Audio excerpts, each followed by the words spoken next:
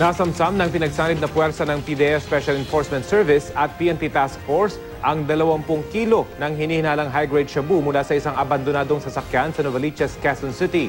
Balita hatid ni Dante Perello.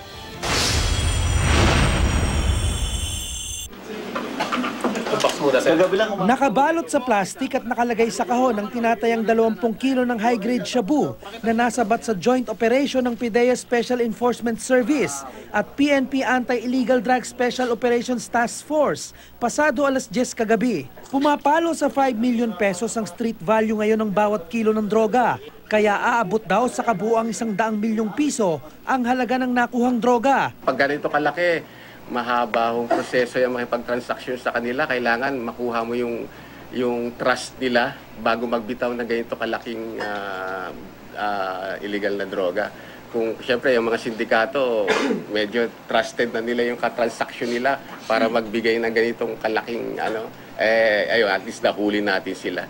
Na-recover ng mga otoridad ang illegal na droga sa loob ng isang abandonadong gold metallic AUV na may plakang WOL 771 sa Crista Verde Subdivision sa Mount Carmel Street, Barangay Santa Monica, Novaliches, Quezon City. Kasado na raw sana ang isasagawang buy-bust operation pero nakatunog ang sospek na kinilala lamang sa alias na Miko. Kaya ito tumakas at napurnada ang transaksyon.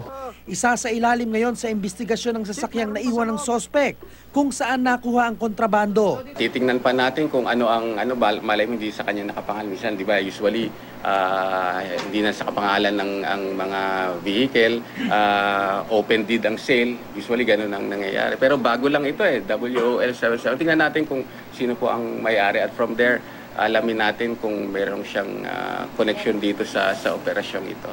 Bagamat nakatakas, sasampahan pa rin ang kasong paglabag sa Republic Act 9165 o Comprehensive Dangerous Drugs Act of 2002 ang nakatakas na sospek.